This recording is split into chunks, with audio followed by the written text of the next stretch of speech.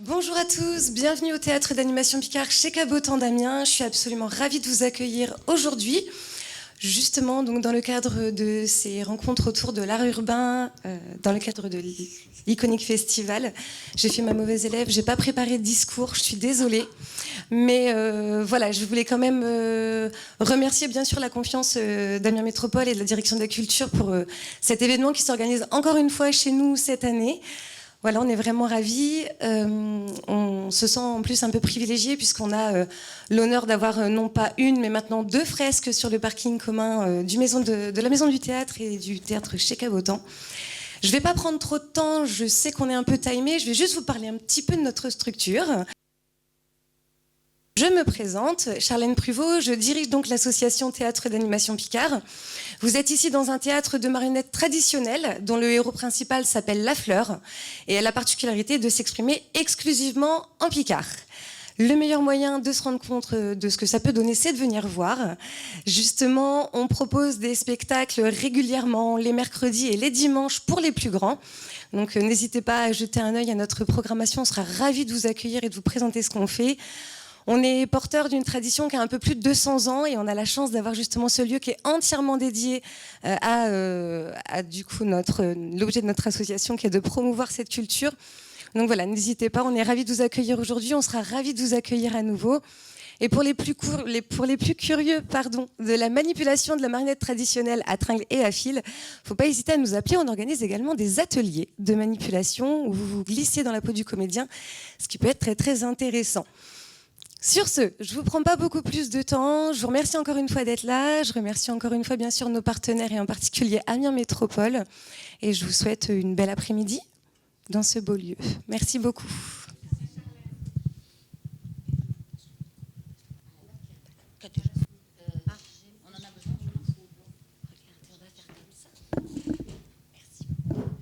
Bonjour et rebonjour.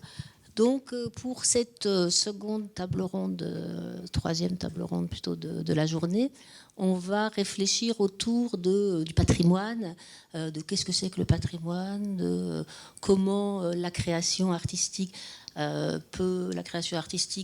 qui est celle de l'espace public, peut nouer des liens avec le patrimoine. Et on va entendre ici, par patrimoine, ce que ces lieux, notamment les musées, et les centres d'art et les FRAC, comment font-ils pour travailler, acquérir, exposer, etc. Tout le travail toutes les missions qui sont données aux établissements publics, comment cela peut se faire et avec qui cela peut se faire. Alors je pense que avec qui cela peut se faire, je vais avoir trois intervenants, donc Susanna Gallego Cuesta, qui est la directrice du musée des Beaux-Arts de Nancy. Ensuite, Aguirre Schwartz, dit Zeus, qui est un artiste de l'art urbain, et Olivia de Bona. J'ai toujours peur de dire Di Bona, je sais que c'est pas ça. Alors, je vais commencer par Susanna, parce que Susanna, déjà, je vais te présenter. Tu te présenteras aussi après, parce que je vais peut-être oublier des choses. Je vais te présenter, Susanna. Comme je l'ai dit ce matin, j'ai rencontré Susanna au Petit Palais à Paris, lorsque tu en étais l'une des conservatrices chargée de la photographie et de l'art contemporain.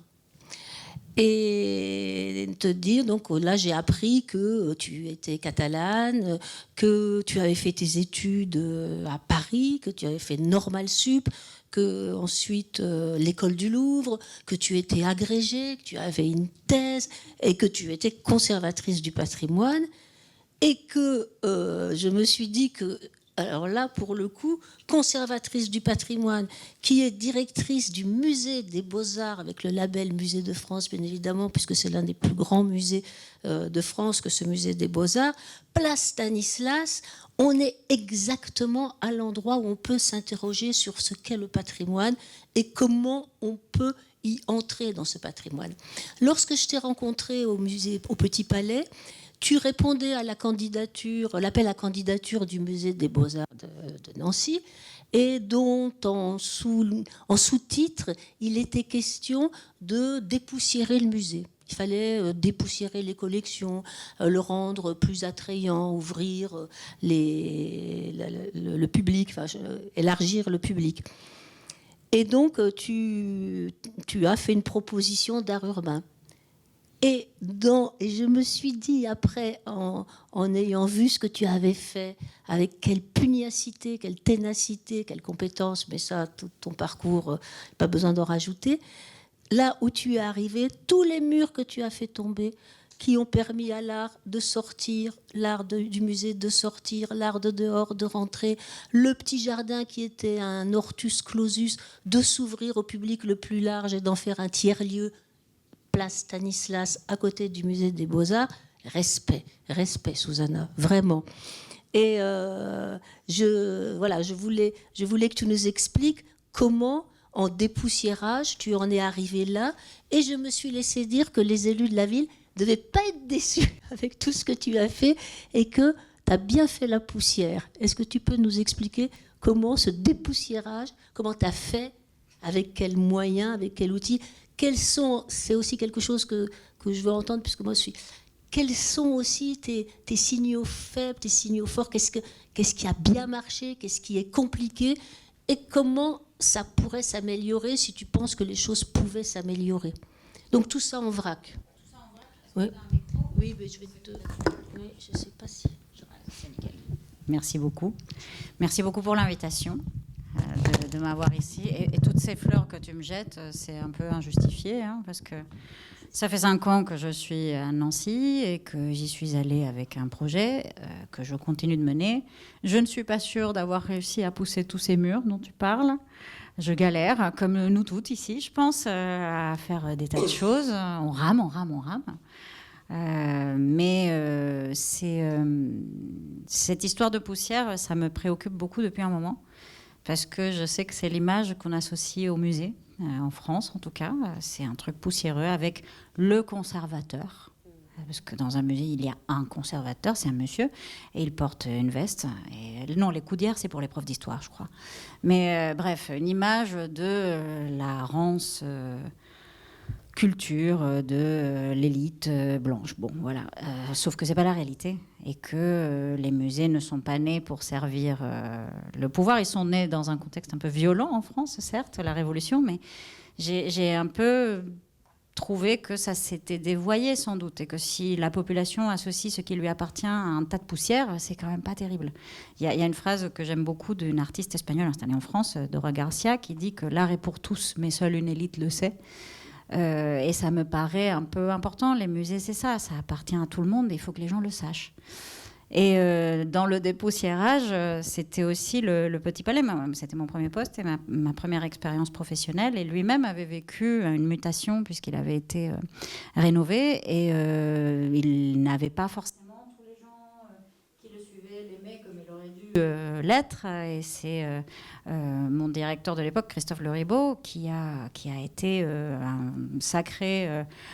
point d'ancrage pour remettre ce musée dans le paysage et dans les yeux des gens et dans l'amour des gens. J'avais un peu cette ambition-là pour le musée de Nancy, qui n'était pas si poussiéreux que ça, mais les gens étaient en désaffection pour lui, parce que le Centre Pompidou-Metz, qui va fêter ou a fêté son anniversaire il n'y a pas longtemps, attirer un peu tous les spotlights dans la région. C'est beaucoup plus cool, en plus, avec cette idée que souvent peuvent avoir les élus, que l'art contemporain, ça attire les jeunes.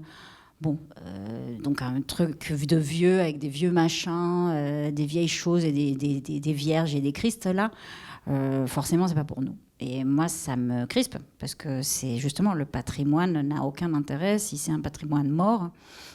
Si ce sont des choses, si c'est un trésor, un musée, autant le fermer, ça coûtera moins cher en personnel et en électricité. Non, justement, si on conserve tout ça, c'est que c'est un projet de société. C'est qu'est-ce qu'on fabrique ensemble, pourquoi ces œuvres sont là, quelle est leur histoire, qu'est-ce qu'on peut en faire, qu'est-ce qu'elles disent de nous aujourd'hui. Et justement, avec cette idée profondément ancrée dans la tête, que le musée peut être un partenaire intéressant dans la conversation publique et dans la conversation sociale et dans dont aussi le fait d'offrir à la population un lieu de conversation apaisé, autant que faire se peut. Puisque, en général, les réseaux sociaux, c'est pas le bon endroit pour avoir une conversation apaisée. La presse non plus, on est plutôt dans l'invective. Les musées peuvent être un lieu où tout le monde sort un peu grandi. Non pas parce qu'on aura appris des choses, mais parce qu'on sera venu discuter devant de très belles vieilleries que l'on dépoussière régulièrement physiquement, parce que pour faire la poussière, il faut un plumeau. Et que c'est, bon, dans notre cas, c'est plutôt des chiffons microfibres, n'est-ce pas, dans les collections patrimoniales. Mais que oui, la poussière, c'est une affaire de tous les jours. Je ne sais pas si ça a répondu à un morceau de tes questions. J'entends bien, pardon. J'entends bien ce que tu dis et je reviens quand même sur la nécessité architecturale qu'il y avait aussi à mettre en œuvre ce projet que tu as lancé pour se vivre ensemble, pour qu'effectivement le musée soit un lieu apaisé de rencontre, qu'il soit un lieu apaisé de rencontre entre les artistes, entre les différentes disciplines artistiques, entre les différentes obédiences artistiques, mais que aussi les artistes de l'art contemporain, c'est là où je veux qu'on en parle ensemble, ces artistes de l'art contemporain aient aussi l'envie, la possibilité et ton soutien pour qu'on les retrouve aussi à l'extérieur et que l'échange se fasse dedans, dehors. Il y a quelque chose que moi je n'ai cessé de dire et de penser depuis que je suis je m'intéresse à cet écosystème qui est celui de l'art urbain, c'est que, on en parlera aussi avec Olivia tout à l'heure, c'est qu'il s'agit d'art contemporain.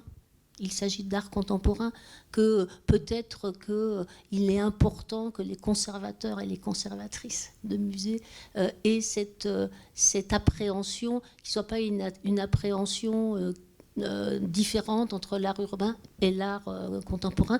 Et il me semble, je te jette encore des fleurs, paf, et il me semble que toi tu sais le faire, ça, cette fin de l'archipélisation des différentes écoles de la création d'aujourd'hui.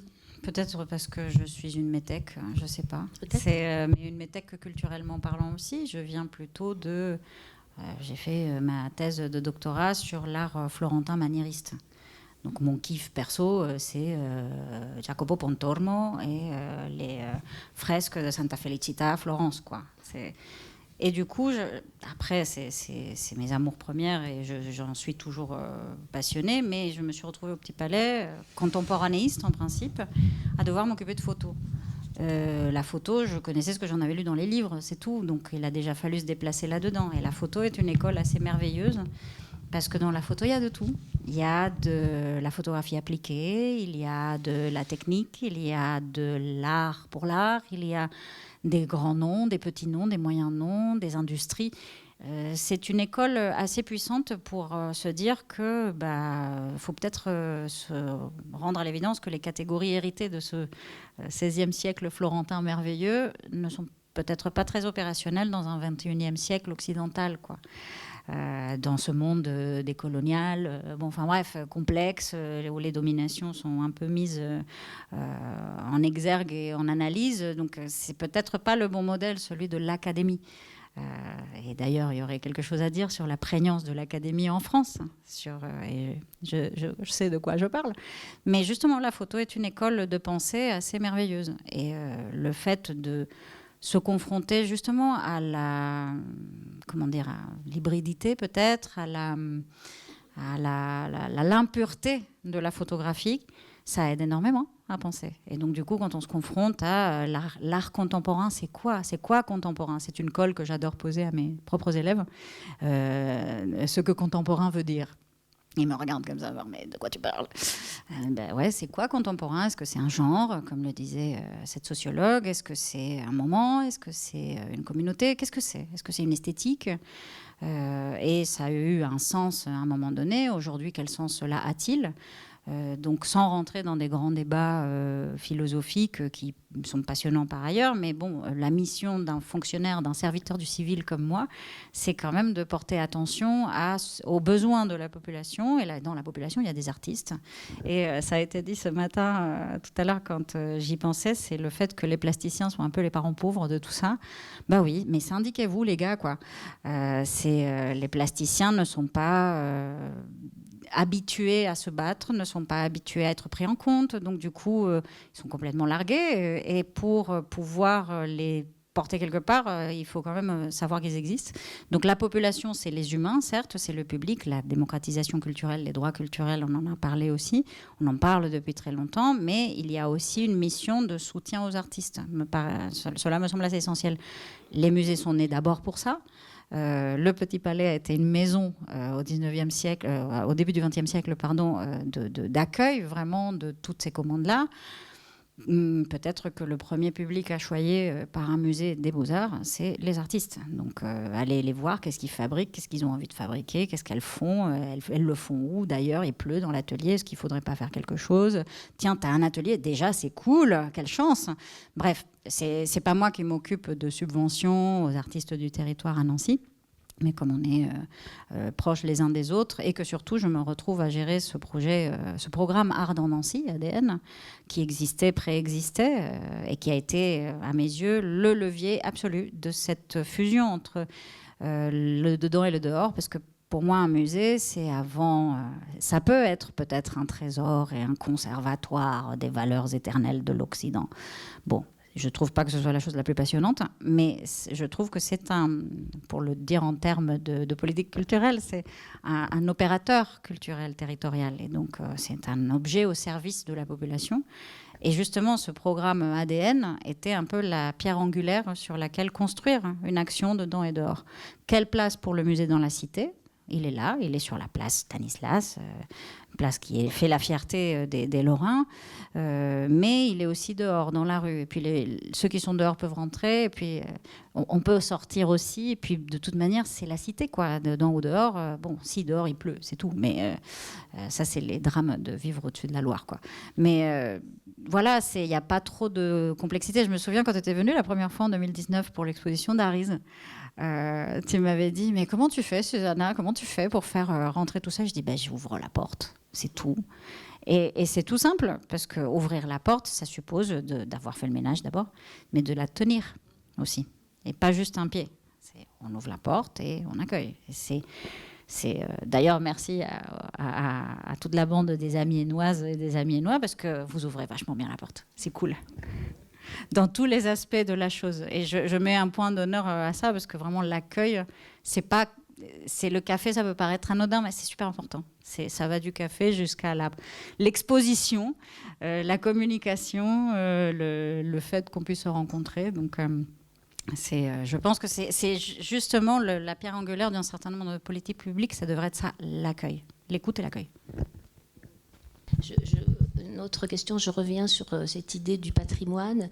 Lorsque nous sommes intervenus la dernière fois, je ne me souviens plus à quelle occasion, c'était à l'Opéra Bastille, il y avait quelque chose qui m'a beaucoup impressionné dernièrement. C'était, et vraiment pour le coup, Aguirre, c'est sûrement grâce à toi que je suis arrivée à cette conclusion, c'était qu'il semblait plus facile pour les établissements patrimoniaux, que ce soit les musées, que ce soit le Centre des Monuments Nationaux, donc cette niche extraordinaire de la France avec tous ces plus beaux bâtiments, il me semblait que c'était plus facile de travailler avec la Direction générale des patrimoines et ses différents établissements que de travailler avec la Direction générale de la création artistique, dont la mission première, dans son décret, c'est d'aider à la production, à la monstration et à la valorisation de la création contemporaine.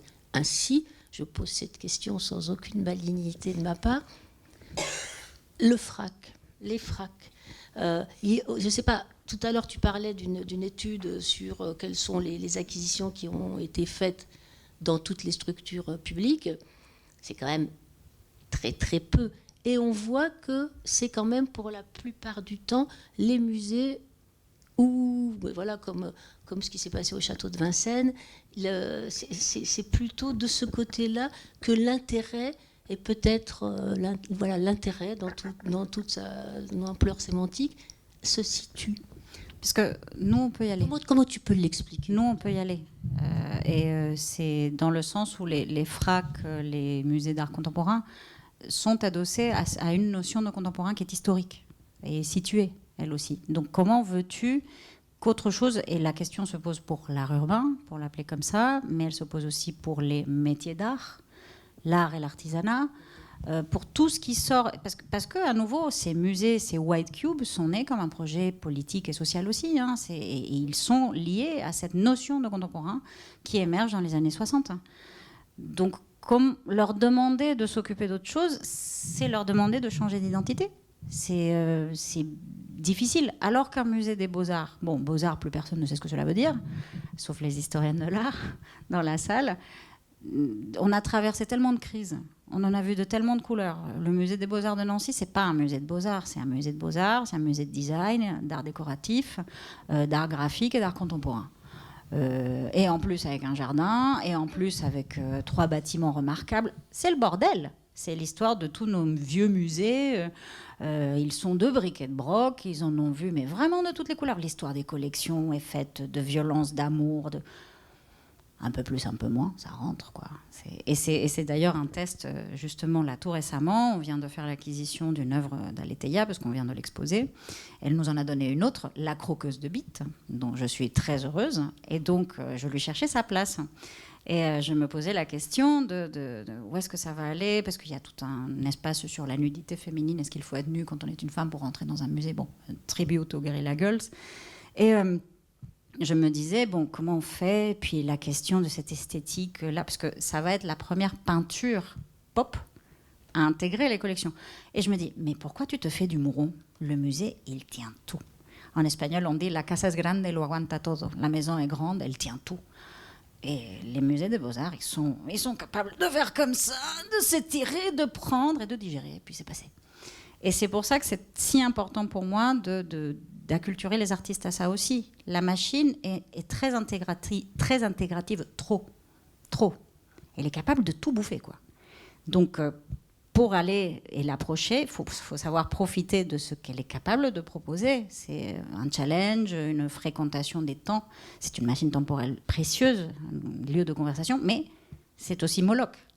Donc, pour y rentrer, il ne suffit pas de poser un objet et de s'en aller. Il faut aussi en être très conscient de tous ces enjeux, de toutes ces violences, de tous ces passifs. Donc, oui, les lieux de l'art contemporain, ce blanc éternel des lieux d'art contemporain est aussi un manifeste. On s'est débarrassé de toutes ces choses sombres des vieux musées patrimoniaux. On a nettoyé, c'est plus une histoire à coups de couteau, c'est plus un lieu où on a volé tout le monde, c'est plus ça. Nous, le White Cube, on est pur. Mais ça va avec une définition de ce que la pureté veut dire. Ceci dit, la mission cardinale des FRAC, parce que je veux revenir sur les FRAC et les centres d'art, c'était de constituer des collections contemporaines, locales, régionales, nationales et internationales, pour donner à voir ce qu'était la création contemporaine. Donc, et le fonds Paris Collection, qui n'était pas un FRAC, mais qui se comportait un peu comme ça dans ces années 80, est le premier à avoir acquis de l'art urbain. Oui. Mais justement, il n'y a pas eu viralisation dans les structures accueillant l'art contemporain. C'est là où... alors, je me souviens de nous. Je me souviens qu'au CNAP, un jour, je présente 3 œuvres. C'était après Oxymore. Il y avait Zeus, il y avait Cockney et puis Eltono. Donc 3 œuvres importantes, 3 artistes importants, déjà reconnus, connus, etc. Ils sont retoqués tous les 3. Et là, j'ai tout d'un coup la conviction que c'est une ségrégation sociale, c'est une ségrégation culturelle. C'est pas possible, on peut pas retoquer 3 trucs. Attention, parce que à la décharge de mes collègues... je peux parler parce que je suis plus au ministère de la Culture. Mais... À la décharge de mes collègues, parce que c'est vrai que tu présentes 3 propositions d'acquisition comme ça, ils sont parrainés par qui ? Déjà, par toi, certes, mais le milieu de l'art urbain, bande d'analphabètes, quoi. Parce que ça manque de critiques, ça manque de chercheurs, ça manque de lieux autres qu'entre la rue et la galerie, il n'y a rien. Donc, qui sont les interlocuteurs d'une personne comme moi, une conservatrice du patrimoine formée à l'INP, tout dans le truc carré, quoi? C'est des marchands. Et des marchands qui ne sont pas les plus tendres du monde. Je ne dis pas que les antiquaires de la Nouvelle Athènes à Paris sont tendres. Je ne dis pas ça. Le plus gentil a tué sa mère. Voilà,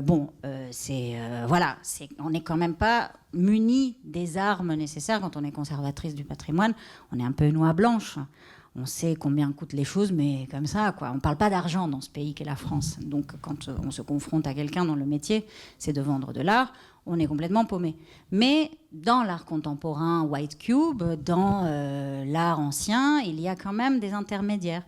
Entre le conservateur et le marchand, il y a des universitaires, des écrivains. Il y a un certain nombre de cercles, cénacles et autres lieux de test aussi, qui nous protègent aussi, qui ne nous obligent pas à nous mouiller directement. Parce que le problème dans l'art urbain, c'est que tu dois te retrouver à faire critique, à faire recherche, à faire curatoring, tout toute seule. Putain, donc je comprends mes collègues, ils n'ont pas envie d'y aller, mais il faut... Parce que le milieu de l'art urbain est assez impitoyable, quoi. C'est entre la rue, le vandale, et en plus, ça aussi, il y a ce côté, dès que tu veux te former un peu auprès des gens qui font du vandale ou qui sortent de la rue, la question de la street cred, elle est épuisante aussi dans ce milieu. Toi, tu arrives, tu veux faire ton boulot de conservatrice, et on te dit plus ou moins que tu n'as pas de street cred. Mais c'est pas le sujet en fait, c'est pas mon métier quoi. Et donc on t'envoie péter parce que t'es une récupératrice. Bon déjà le premier contact est pas forcément tous les jours simple. Après ça passe, hein, c'est une question de vocabulaire comme d'habitude. Si on n'arrive pas à communiquer, c'est qu'on ne s'est pas mis d'accord sur le sens des mots. Donc il suffit d'y revenir et puis de tenir la porte et puis d'inviter les gens au café et au chocolat et puis ça va mieux après. Et sincèrement ça marche. Personne n'est un assassin d'enfants ici. Mais il y a ça, il y a cette question de la pureté d'un côté, et de l'autre, qui sont les autres interlocuteurs? Les marchands. C'est pour ça que la Fédération de l'art urbain, c'est juste merveilleux, splendide, génial, parce que c'est un lieu où l'on peut se parler, on peut échanger avec des personnes qui sont dans différents milieux, on se croise, on se rencontre, et puis du coup, c'est... OK, il y a d'autres interlocuteurs, d'autres interlocutrices avec lesquelles construire un discours commun, mais c'est clair que ce qui manque aussi, c'est une structuration de ce milieu avec ce que les artistes de l'art contemporain White Cube ont fabriqué dans les années 70, justement, quand la galerie commençait à prendre beaucoup de place. Toutes ces initiatives de ce qu'on a appelé ensuite les Artist Run Spaces, les lieux gérés par des artistes, toutes ces coopératives artistiques des années 60 et 70 et qui ont continué par la suite, tout cet engagement très marxiste d'un certain nombre de gugus au féminin ou au masculin de ces années-là, pour justement produire autre chose que ce que le marché vendait. Dans l'art urbain, il y a peu ce genre de choses aujourd'hui. Il y a beaucoup de collectifs, mais qui vivent dans une autre manière et qui prennent peut-être plus l'institution comme l'ennemi que le marché. Et on se dit, bon, et si on arrêtait de parler d'ennemis ou d'amis et qu'on réfléchissait à quel est le meilleur intérêt de tout le monde. Alors si on réfléchissait aux outils, comment on peut faire pour, dans les musées, ou dans les FRAC, ou dans les lieux qui acquièrent de l'art contemporain, tous,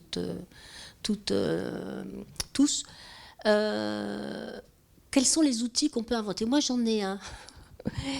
C'est depuis des années, on sait que les marchés publics, les appels d'offres sont assortis d'un nombre considérable de commissions pour les jurys, pour les machins et tout, et avoir une obligation dans les commissions qui sont souvent les personnalités qualifiées et les sachants d'un territoire, donc il y a une espèce d'endogamie où les personnalités qualifiées on les retrouve un peu partout, et donc peut-être les acquisitions sont un peu les mêmes sur tout le territoire. Je fais court, mais simplement pour vous demander aux responsables des musées ou aux responsables des activités artistiques sur les territoires, de faire en sorte que dans chacune des commissions, il y ait une personnalité sachante connaissant l'art urbain.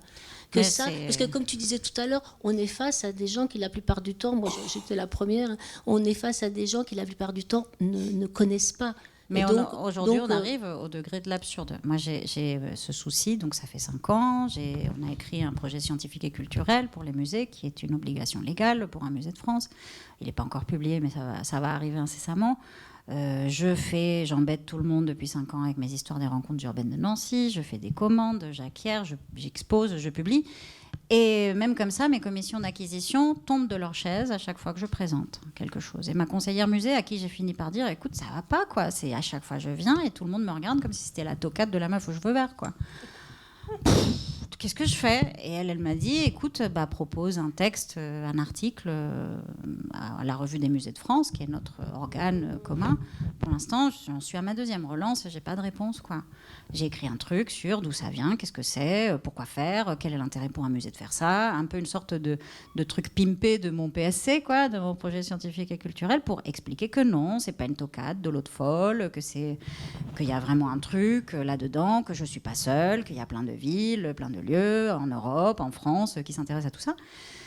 Et malheureusement, il n'y a pas de réponse. Après, c'est toute cette question aussi de quel rôle peut jouer le ministère. Moi, aujourd'hui, je sais pas, je me sens un peu seule. Et bien sûr qu'il faudrait qu'il y ait des sachants et des personnes avec lesquelles dialoguer, mais quand tu portes le truc de la manière la plus fonctionnariale possible, parce que je vais aux commissions, que je prépare des dossiers, que je fais tout ce job de publication de tout ce qu'il y a écrit dans les statuts de ma profession, et que ça tombe en oreille creuse ou sac creux, je sais pas trop comment on dit, mais bon, moi, je pense que de mon côté, l'un des outils, c'est justement l'exposition, la publication. Oui. Construire du savoir,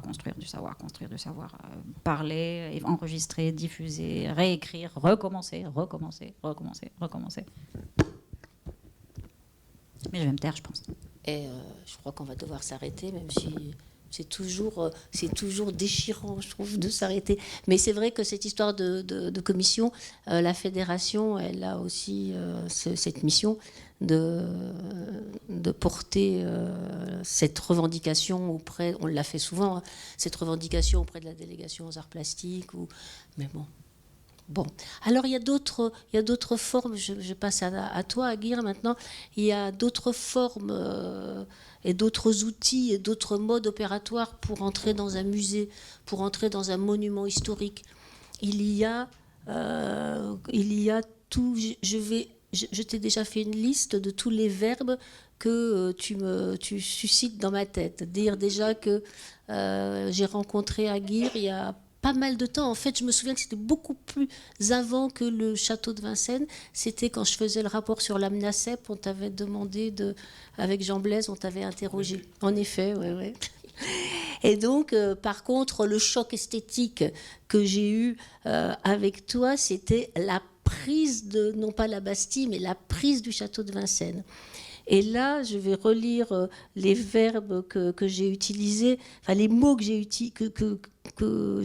écrits pour parler de ton travail.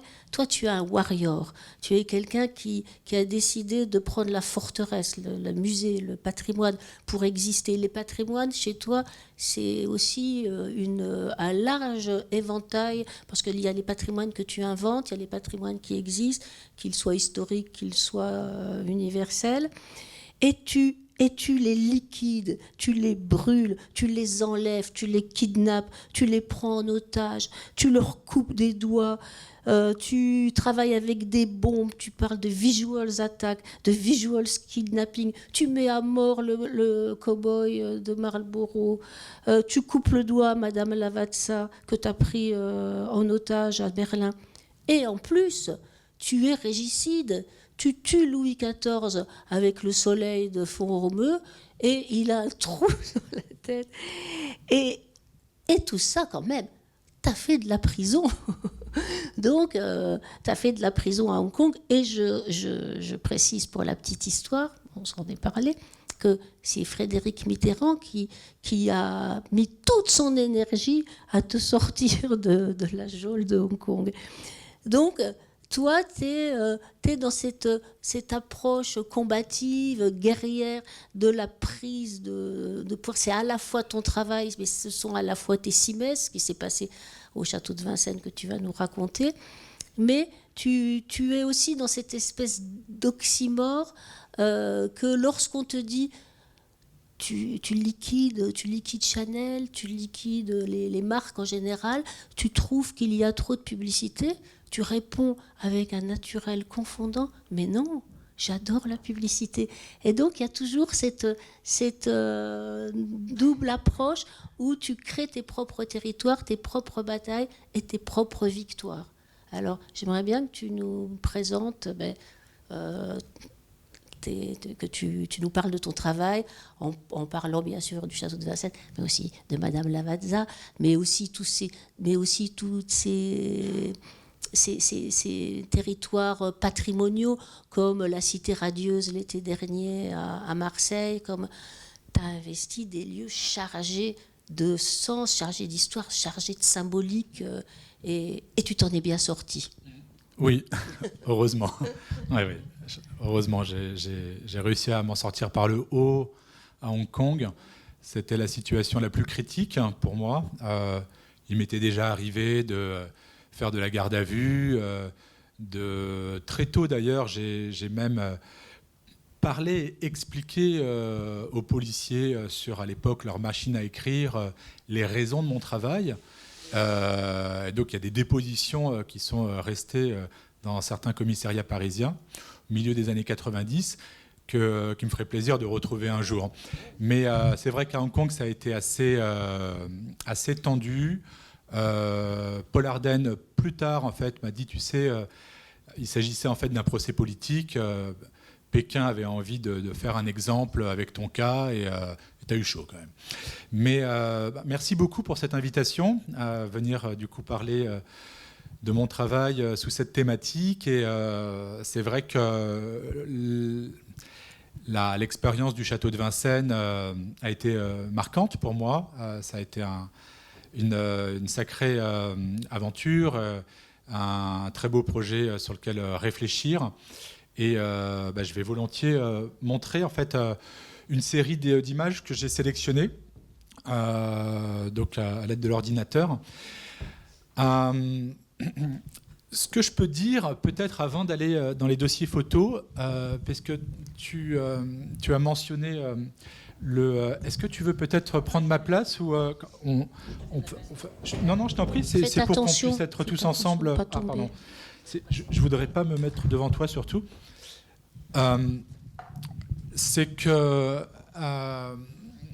oui, concernant ces deux projets et étapes de mon travail qui ont été la performance réalisée sur la Tour Eiffel, que j'ai inscrit en fait dans le cadre de la Nuit Blanche, mais qui en fait s'est inscrit comme un off de la Nuit Blanche, puisque cette performance ne faisait pas partie de la programmation, disons, comme à Avignon. Enfin voilà, elle a donc mais je l'ai inscrite sur le, je crois que c'était le 5 octobre 2018, si mes souvenirs sont corrects. Bref, je pourrais être plus précis sur la date de cette performance sur la Tour Eiffel et le château de Vincennes qui a eu lieu en 2016.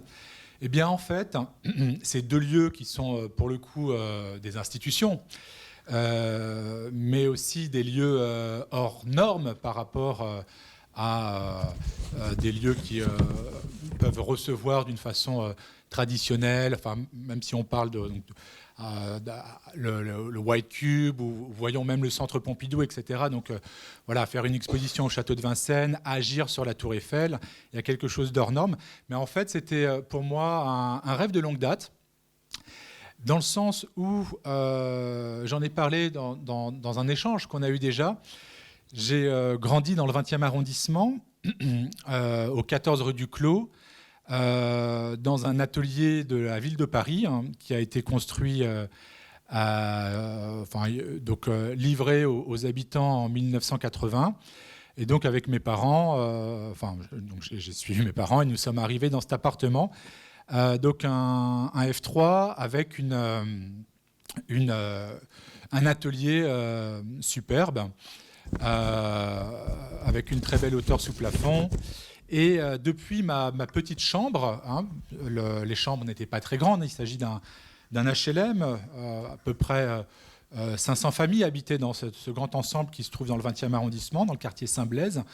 J'avais en fait d'un côté une vue sur Montreuil et Vincennes au loin, et donc je voyais depuis ma chambre le donjon du château de Vincennes. Et de l'autre côté, depuis le balcon de la cuisine en fait, et de la chambre qui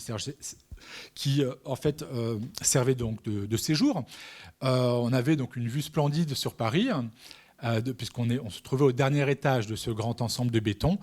Et en fait, on avait souvent l'occasion de regarder le feu d'artifice du 14 juillet. Et je voyais la tour Eiffel, alors toute petite, hein, mais je la voyais bien. Et en fait, le jour de l'an 2000, je l'ai filmé avec un caméscope que mon père m'avait gentiment finalement cédé, offert, parce que je lui avais piqué, et puis que je commençais vraiment à avoir envie de m'en servir. Et ce jour de l'an 2000, j'ai filmé en fait le feu d'artifice. J'en ai fait un petit film que j'ai mis dans un tiroir.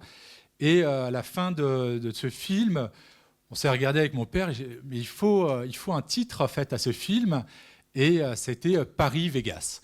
Paris-Vegas parce qu'en fait, tout d'un coup, moi je connaissais bien les feux d'artifice de la Tour Eiffel, puisque j'ai grandi en les regardant souvent le 14 juillet depuis le balcon de notre appartement, mais là quelque chose s'était opéré, et c'est-à-dire que la Tour Eiffel, tout d'un coup, prenait des allures de la copie qui se trouve à Las Vegas, et c'est là qu'on a vu arriver les Blitz. Voilà. Et en fait, donc, le projet que j'ai mené, donc, cette performance sur la Tour Eiffel, avec la musique de Xenakis, elle vient de ça. Elle vient de ce premier film et de ce moment que j'ai eu avec mon père sur ce balcon. Et derrière, donc, devant, enfin, sur Paris et sur la banlieue, le château de Vincennes qui m'a toujours intrigué, puis finalement m'a attiré. Et donc, je l'ai visité, j'y suis intervenu, et finalement, une exposition a pu s'y faire. Mais c'est un lieu quelque part que j'ai choisi aussi, le château de Vincennes. J'avais très envie d'y travailler. Je voulais rajouter un petit détail de ta biographie que oui, je merci. connais bien. C'est que lorsque vous êtes dans cet appartement, tes parents sont artistes, oui. Ils sont artistes à l'intérieur, oui. Et toi, tu vas travailler sur le balcon. Oui. Et donc déjà tu as l'apprentissage du dehors. Et oui, que absolument. Tes premiers frémissements d'artiste, tu les as dehors. C'est vrai. Et ça, c'est dans votre famille, je trouve que c'est assez intéressant de voir ce. C'est vrai, je les ai dehors sur les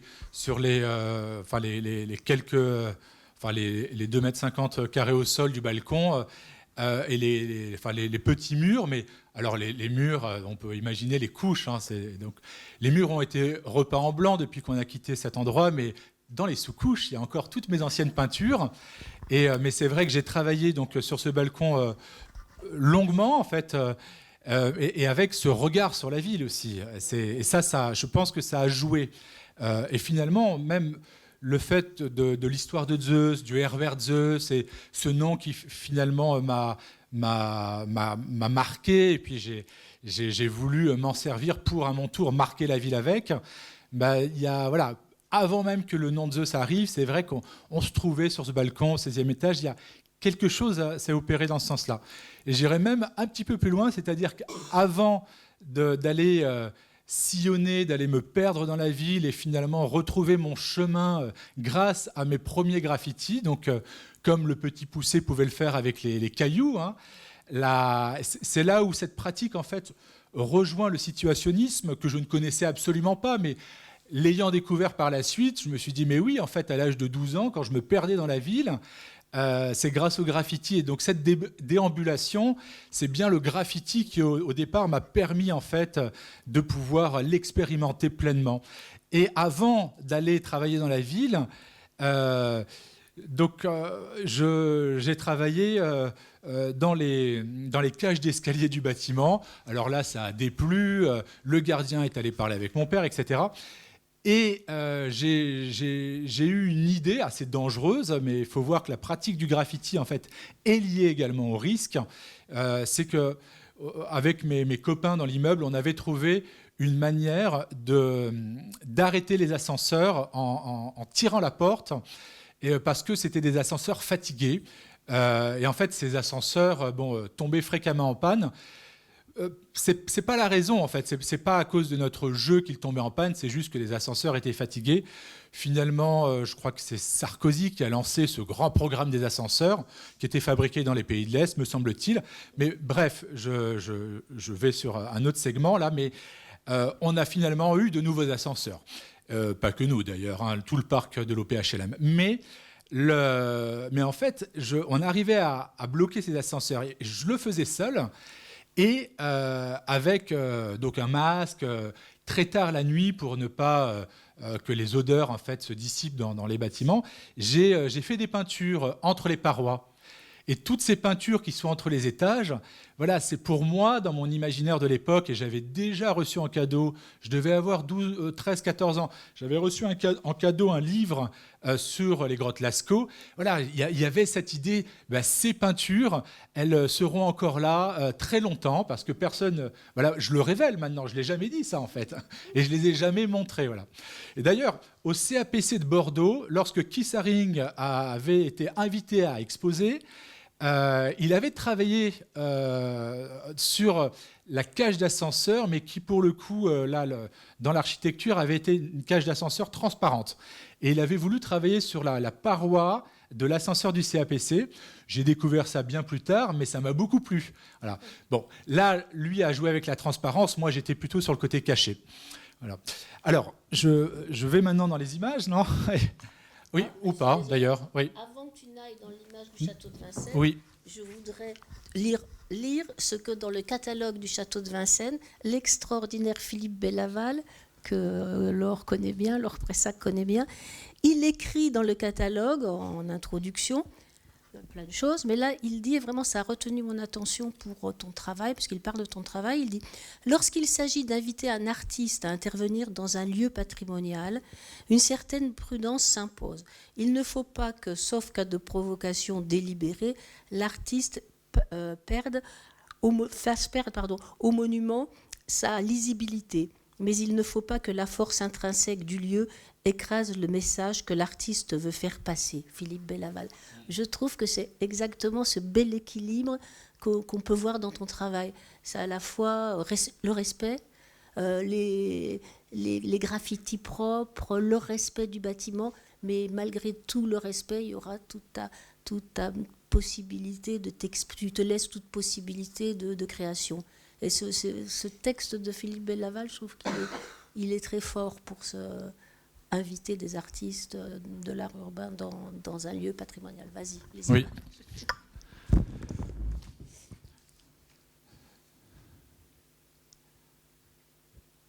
Mais c'est vrai que dans mon travail, j'ai en fait une sorte de leitmotiv qui existe depuis longtemps et que l'on retrouve dans les différents projets, les différentes séries. C'est que j'aime prolonger ce qui existe déjà. Et pour cela, le château de Vincennes, une autre expérience en fait, d'exposition m'avait aussi donné la possibilité de travailler de cette façon. C'était donc 8 ans avant au Danemark, à Copenhague, lorsque j'avais été invité à la Glyptothèque pour donc avoir une première, je crois qu'on dit semi-rétrospective de mon travail. Et voilà, tout d'un coup, le musée, d'ailleurs donc un musée qui n'est autant le château de Vincennes que la Glyptothèque n'est pas un musée white cube. On s'arrête aux impressionnistes en fait, et c'est surtout un musée de sculpture, mais c'est un musée extraordinaire. Mais le musée devenait une matière en fait, autant l'histoire que les murs, son architecture, et j'ai aimé aussi réfléchir et travailler, produire des œuvres dans ce sens avec le château de Vincennes. Alors là, je ne sais pas si ça apparaît. Oui. Alors j'ai fait une petite sélection d'images. Avec différentes séries, et j'ai de temps en temps essayé de faire un lien en fait entre un travail de rue et un travail développé ou une œuvre qui n'est plus en fait une œuvre de rue, mais qui est issue d'un travail de rue.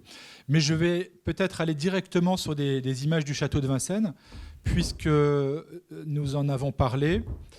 Alors, est-ce que je vais sur les graffitis propres ou les visual attaques ? Les graffitis propres, oui. Allez, je vais sur les graffitis propres. Alors, les graffitis propres, je vais sur le château de Vincennes. Hop. J'espère que je vais pouvoir revenir en arrière. Alors, j'ouvre la fenêtre comme ça. Voilà. Bon, bah alors, voilà, on est tout de suite sur le château de Vincennes. Donc, en fait, on voit donc l'entrée, l'entrée de l'enceinte du donjon avec les douves. Donc, en fait, qui pour moi, je considère comme la seconde entrée, en fait, là. Et j'ai travaillé avec une société de nettoyage qui est très connue puisque c'est une société qui, à l'époque où Tibéri était maire de Paris, c'est la société qui avait remporté l'appel d'offres. En fait, la société s'appelle Corrigan, et c'est cette société qui, dans les années 2000, a eu le contrat pour dégraffiter Paris. Donc, il faut voir que dans les années 90, il y a eu une recrudescence de graffiti à Paris. Alors là, je parle vraiment des tags faits sur les rideaux de fer, donc visuellement, Paris était saturé. Et Jean Tibéri, comme l'avait fait Giuliani à l'époque, enfin quelques années auparavant à New York, s'est dit tiens, je vais utiliser cet état de fait politiquement pour montrer que je peux aussi nettoyer la ville. Et en fait, donc cette réalisation est issue d'un travail que j'ai commencé à développer au tout début des années 2000, donc années 2000-2001, en réaction, mais aussi suite à une observation de l'activité des nettoyeurs dans la ville.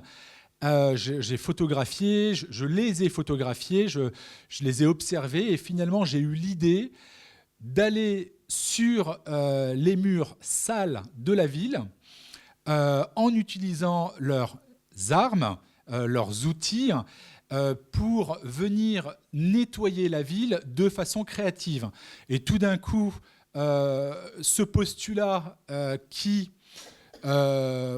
donnait à penser que le graffiti, je parle de façon générale, était une souillure de la ville. Il faut voir que les choses ont changé en l'espace de plus de 20 ans, mais à la fin des années 90, le graffiti quand même, dans l'inconscient collectif, c'était un peu difficile, etc. Mais tout d'un coup, le fait d'arriver avec le Karcher sur des murs assombris par la pollution automobile, essentiellement d'ailleurs. Donc il y a déjà un côté, un attrait pour l'écologie aussi dans ce travail des graffitis propres que je menais à cette époque-là. Je travaillais avec de l'eau et d'ailleurs je travaillais aussi avec leurs habits.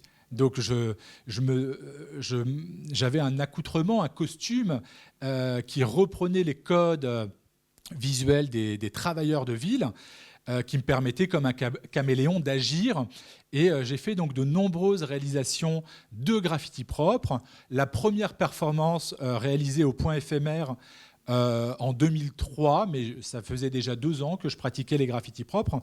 J'avais dessiné sur un rideau de fer très sombre le logo de la ville de Paris, le double P, et j'avais écrit Paris ville propre avec une ironie. Donc voilà. Et donc ce travail des graffitis propres était une idée nouvelle, donc une nouvelle sur l'échiquier. En fait, je passais d'une case à l'autre, en fait, et ça me donnait une ouverture dans une position qui commençait à être bloquée. Et mais cette ouverture a aussi bien donné des idées à d'autres artistes, mais aussi à des publicistes. Il faut voir que Procter & Gamble, par exemple, a repris cette idée. Voilà, il y a un artiste sud-américain très connu, en fait, a fait une grande réalisation à Rome, sur les bords du fleuve. Mais tout ça vient de là, en fait, de cette idée que j'ai menée au début des années 2000. Mais cette pratique m'a permis également d'aller travailler sur des bâtiments d'histoire, des monuments, des bâtiments sur lesquels aller avec des bombes de peinture taguer, bah alors non, là, enfin, je veux dire, on accepte un certain nombre de choses, mais, et là je parle avec les 20 années qui se sont déroulées, enfin, ou même jusqu'à aujourd'hui, quoi, les 24, mais on accepte un certain nombre de choses, mais on ne va pas accepter, bon, si on remonte, on était en 2016, donc il y a 8 ans, on va pas accepter qu'on aille faire un graffiti à la bombe avec bariolé, etc., sur l'Arc de Triomphe, quoi. Enfin, ça a eu lieu pendant des manifestations, mais déjà, ça a fait jaser.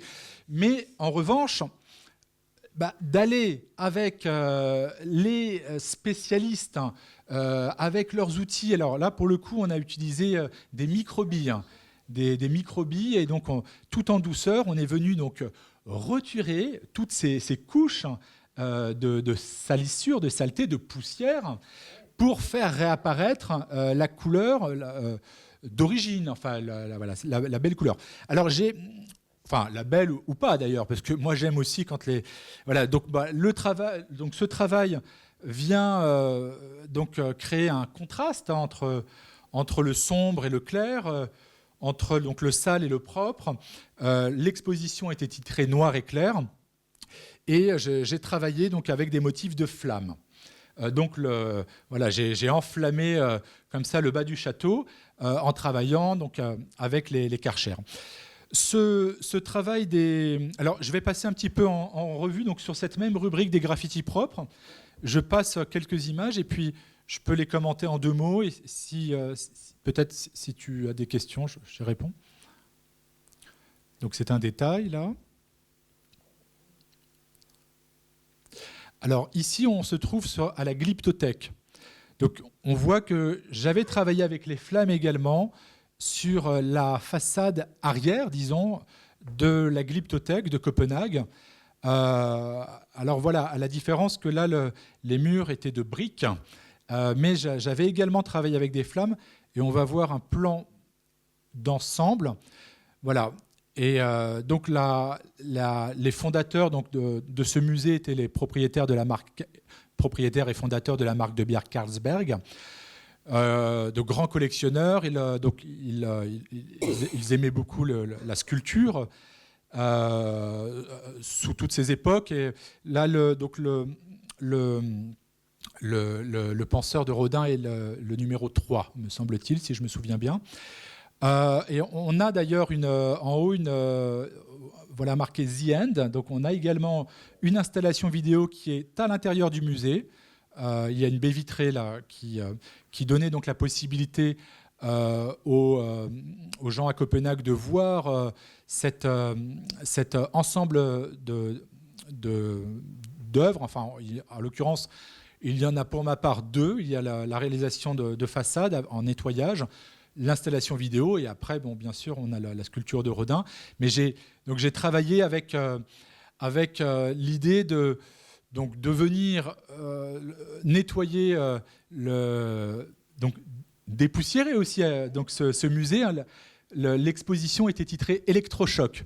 Donc voilà, j'étais allé même avec l'idée de réveiller en fait le musée, comme on peut réveiller quelqu'un qui voilà, est en train de passer de l'autre côté. Alors, donc voilà, il y avait cette idée d'électrochoc, donc les éclairs aussi, l'électricité. Mais pour dire aussi, j'ai eu aussi l'idée de travailler de cette façon, d'inscrire la pièce The End, donc Perpetual Ending, donc où l'on pouvait voir des informations en continu, jour et nuit. CNN était diffusé sur le lettrage suspendu The End. Et en fait, donc cet ensemble vient l'idée vient du travail de Michel-Ange qui se trouve à la Sixtine, en fait, voilà, avec ce personnage qui sort des flammes. Et donc je me suis aussi laissé influencer par un autre artiste dont j'apprécie beaucoup le travail, et le Vatican qui m'a marqué étant jeune, le Vatican et toute la ville de Rome. Alors voilà, on est un peu plus proche ici. Alors là, on voit par exemple un travail qui n'est pas un travail des premières années du graffiti propre, mais avant la possibilité de travailler sur des des murs patrimoniaux. Et donc là, on est à Londres, et je me fais aider par une bande de 3 jeunes personnes qu'une galerie en fait m'avait présentées, qui étaient partants pour prendre part à la performance. Et voilà, donc je les ai habillés également comme des travailleurs anglais travaillant dans la ville. Alors, ils ont quand même à l'arrière de leurs vêtements les armes de la ville de Londres, mais au centre, on a le logo de Louis Vuitton. Et donc, c'est un quartier qui était en pleine gentrification, un quartier de l'Est londonien, où Louis Vuitton n'avait pas encore ouvert un magasin, mais Paul Smith venait de le faire, et beaucoup de magasins de mode étaient en train de s'y atteler. Et donc voilà, j'ai en fait travaillé avec des pochoirs et sur des murs comme ça, recréer le pattern de Louis Vuitton. Donc là, c'est Louis Vuitton qui nettoie la ville. Hein, oui. Voilà, là on est un peu avant donc, le travail qu'on a vu précédemment à Londres, quelques années avant. C'est en Allemagne, et je suis avec mon Karcher en train de dessiner ce nuage et cet éclair qui est mon graffiti en fait du départ. Donc voilà, on peut imaginer que j'ai travaillé de cette façon des dizaines et des dizaines, disons, de fois. J'ai réalisé moins de graffiti propres dans la ville que d'ombre, mais j'ai quand même bien œuvré avec mon Karcher. Voilà. Et là, c'est une photographie de JR. Alors, je vais sortir du dossier pour montrer autre chose. Je peux peut-être passer en revue. Oui. Ah d'accord, c'est court. Alors, oui, mais je comprends, hein, c'est normal. Oui. C'est-à-dire qu'il y a 10 minutes pour finir. Pour finir tout. Ah oui, non, mais alors, d'accord. D'accord. Non, mais il y a une visite à 16h, c'est surtout ça. On ne peut pas prolonger. C'est pas grave. Ok, donc ça, c'est le travail des ombres électriques que j'ai donc mené au départ dans la ville de Paris la nuit. J'ai commencé en 1997-98, une série que j'ai terminée en 2001-2002. Un travail qui consistait à tracer le contour des ombres du mobilier urbain avec une peinture signalétique blanche. Donc, le trait de pinceau donnait la possibilité de faire voir les ombres et d'en conserver une trace durant la journée. Donc, c'est un travail de rue. Voilà, vous envoyez des images. Et on peut voir qu'à la Glyptothèque, donc un film vidéo où je traçais l'ombre d'un clochard, d'un homeless à Canal Street à New York, dormant à même le sol avec son caddie et ses affaires. Donc voilà, c'était un travail là, qui était différent des autres puisqu'il incorporait une personne humaine, en l'occurrence un homeless. Et j'ai titré ce film après coup The Homeless and the Shadows, donc le clochard et les ombres. Donc on peut imaginer que le jour venu, ce clochard en fait disparaissait comme les ombres. Mais je l'ai fait parce que à 2 ou 3 reprises, j'ai vu cet homme dormir à ce même emplacement. Et en fait, c'était sa place, et c'est incroyable, c'était à Canal Street. Enfin, c'est une époque où les habitants ne faisaient plus trop attention aux clochards dans les rues. Enfin, bon, on connaît ça avec Paris aussi. Mais je montre ça parce que, avec les différents dossiers, mais bon, là, on est sur les ombres, on ne va pas avoir le temps de regarder les autres. Je voulais faire le lien entre le travail de rue et finalement l'institution. Donc là, ce film vidéo, je l'ai projeté sur une toile blanche. Et donc avec la Glyptothèque, on a déplacé le buveur d'absinthe de Manet et créé un dialogue entre ce chef-d'œuvre et mon travail de rue que j'ai filmé et que j'ai projeté sur une toile blanche et qui est entré dans la collection de la Glyptothèque. Voilà, donc ça c'est par exemple, voilà, c'est un exemple de la manière dont un travail peut entrer dans la collection d'une institution. Ça s'est passé au Danemark au départ. Ça n'a pas eu lieu au château de Vincennes avec l'installation The End. C'est un musée allemand qui l'a acheté récemment, cette installation. Mais j'espère que ça pourra se faire en France. Je suis français avant tout. Mais voilà. Cette exposition de la Glyptothèque, Électrochoc, elle a eu lieu en 2008. Donc voilà, c'est le directeur de l'époque, qui est un directeur progressiste, qui avait eu l'envie d'inviter un artiste, disons, comme le titre du film, Barely Legal, enfin voilà, limite hors la loi, à venir exposer dans cette institution. Et donc voilà, la préférence est allée sur mon profil. Et ça a eu une belle résonance. Et là, je montre un dialogue, mais en fait, il y a eu de nombreux autres dialogues dans le musée avec donc l'architecture, mais également avec les collections du musée. Et c'était quelque chose d'assez nouveau. Et on l'a bien sûr réitéré fortement avec le château de Vincennes. Passe encore quelques photos du château de Vincennes. Oui. Je suis désolée de faire le... Oui. Non, mais encore non, mais voir quelques photos parce que on est très en retard. J'ai pas joué mon rôle de médiatrice. Non, non, on va pas sacrifier Olivia. Ils peuvent attendre une demi-heure pour aller faire la visite. Enfin, je veux dire non. Oui, à 16h30. Oui. Ça serait formidable. Oui, mais si c'est possible, oui. Je sais pas faire ça, mais moi je sais pas faire ça. Je suis déjà hyper bavarde. Vas-y, montre des photos. Alors là, on a un travail donc que j'ai mené. 5 minutes. Dans 5 minutes. Oui, ok. Tu t'arrêtes, sinon tu es transformé. Oui, ça marche. En ombre. Donc voilà le travail des attaques visuelles. Donc c'est un travail que j'ai mené sur les publicités en ville, à Paris au départ, puis dans d'autres grandes villes du monde. Donc avec une bombe de peinture rouge.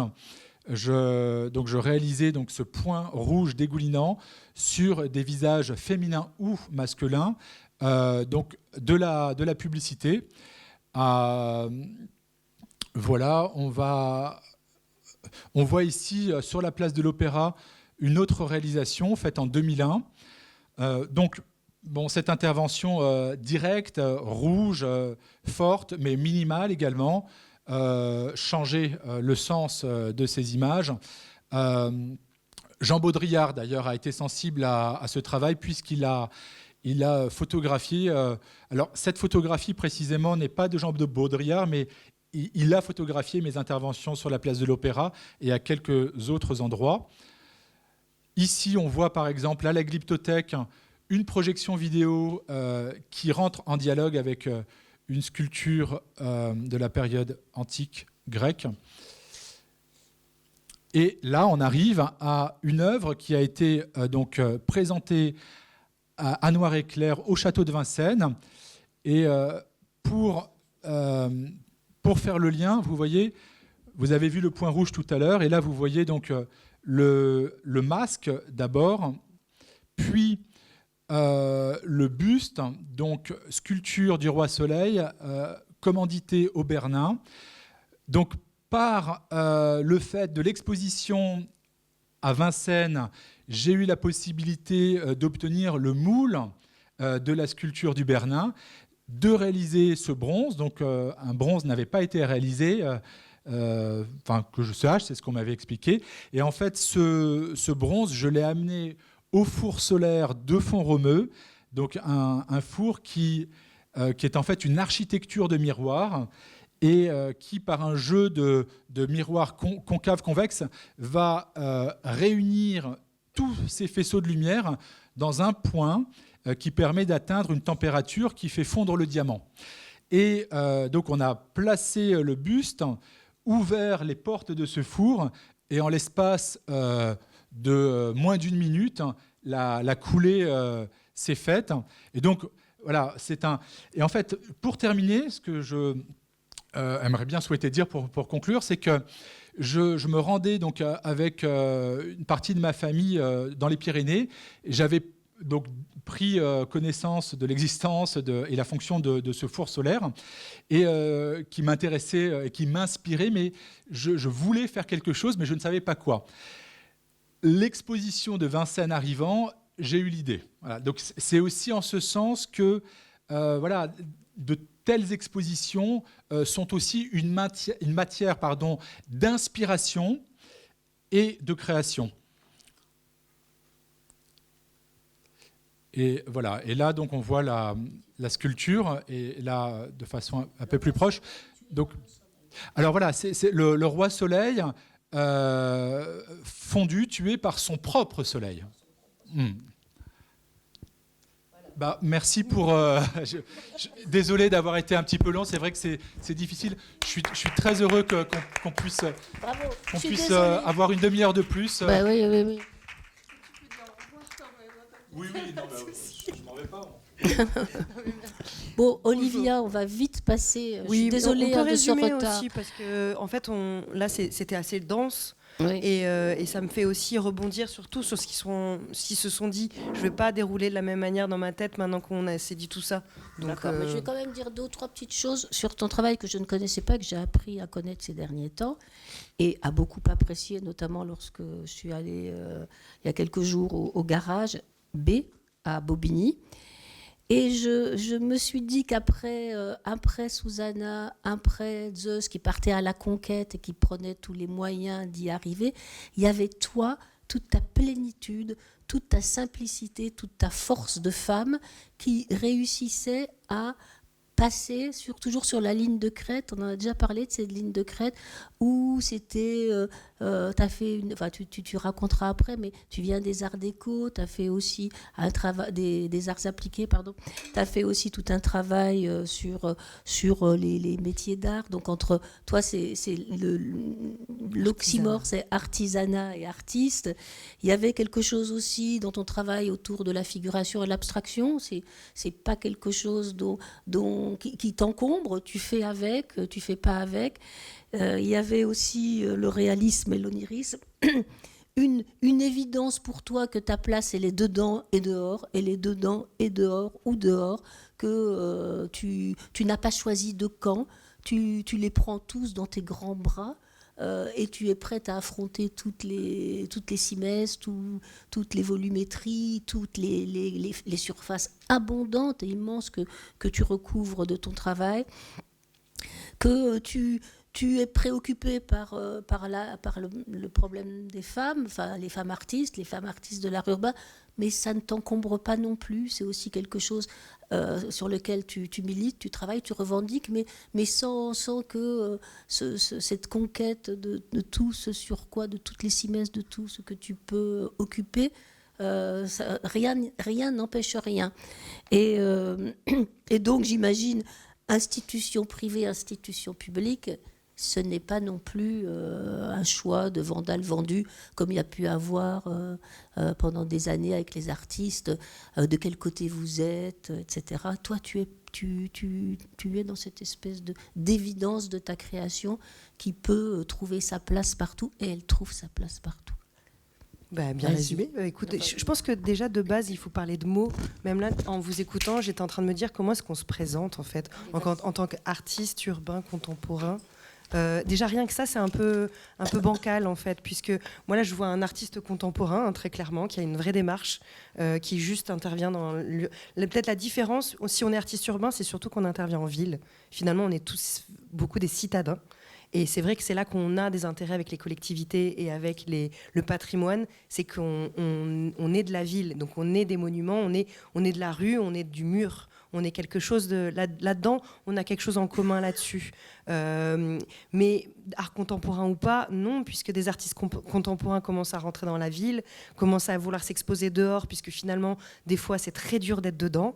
Nous, justement on nous a ouvert les portes du dehors, mais finalement on commence à rentrer dedans. Donc non, en plus ça rejoint un peu ce que disait Susanna. En fait, c'est qu'une histoire de positionnement aussi, c'est qu'une histoire aussi de quels sont les moyens pour pouvoir en discuter. Et c'est vrai que pour le coup, il faut les codes. Et là on peut parler d'études, de niveau social, des choses comme ça. La seule différence qu'on a aussi quand on parle du milieu de l'art urbain qui vient du vandal, du graffiti, des choses comme ça, c'est aussi des histoires d'éducation. Et en fait, là, il y a là-dessus quelque chose qu'il faudrait vraiment, on pourrait discuter, mais ça ne sera pas le débat d'aujourd'hui. Et là, pour le coup, ça fait une différence. C'est que finalement, le monde de l'art contemporain, c'est un monde élitiste. C'est quand même un monde de gens qui ont fait des études, qui ont certains codes d'histoire de l'art, qui savent s'ancrer dans un milieu. Donc du coup, qui ont vraiment, justement, ces fameux codes. On a créé des nouveaux codes avec le graffiti. Ça a déclenché l'art urbain qui a aussi des nouveaux codes. Donc, je sais pas, à force de vous écouter, je me dis que finalement, tout est une histoire de mots. Et moi, je m'en embarrasse pas trop des mots. Donc au final, dans le sens où tant que j'arrive à faire ce que j'ai envie de faire, et on trouvera les moyens de le faire, on trouvera l'argent, parce que c'est ça aussi, c'est pour ça que je m'ancre quand même plus dans l'art urbain, puisque justement je viens du collectif, je viens du système D, je viens de comment on fait de l'argent pour vivre de notre passion. Donc ça aussi, c'est une dimension.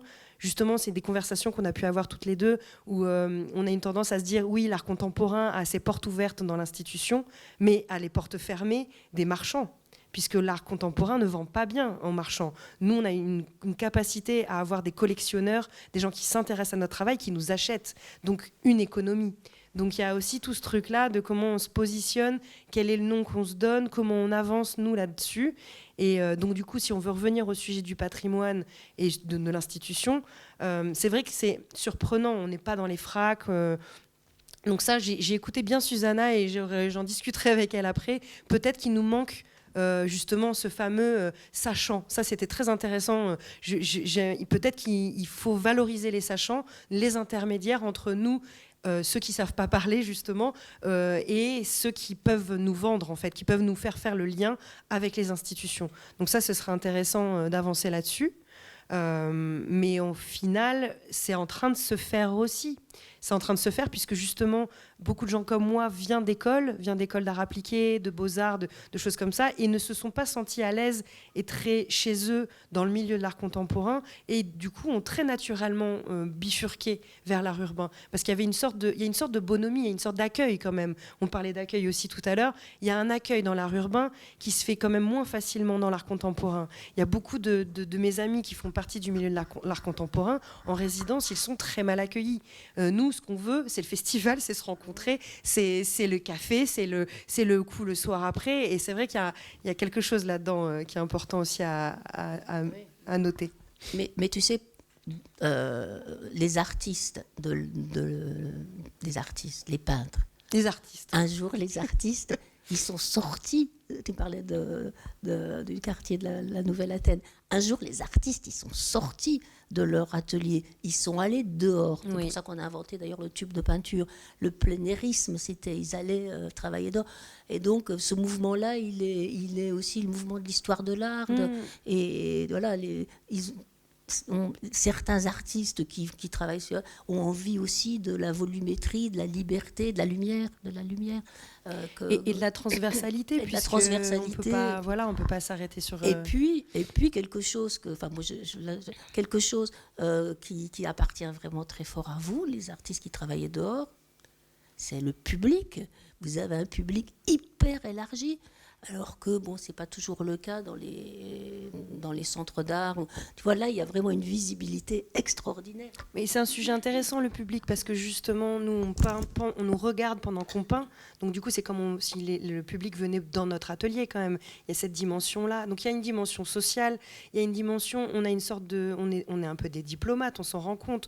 On nous fait venir souvent dans des endroits pas forcément facile, où il y a un besoin d'urbanisme, il y a un besoin de lien social que des fois la mairie n'arrive pas totalement à faire. Et nous, en venant, on crée un vrai lien. Donc du coup, il y a ce travail-là qui est hyper important. Et là, les institutions nous soutiennent dans certains cadres. Je pense par exemple à l'Institut français.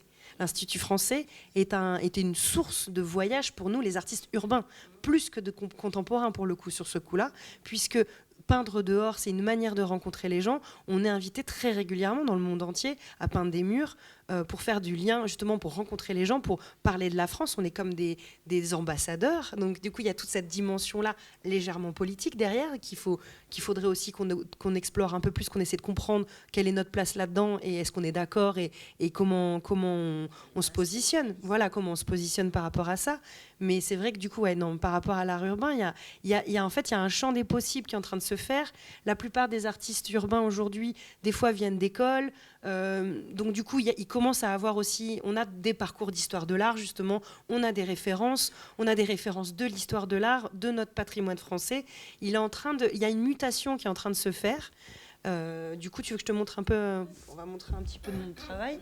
Après, ça va être un peu compliqué parce que moi j'avais fait une sorte de sélection pour vous montrer tout mon parcours.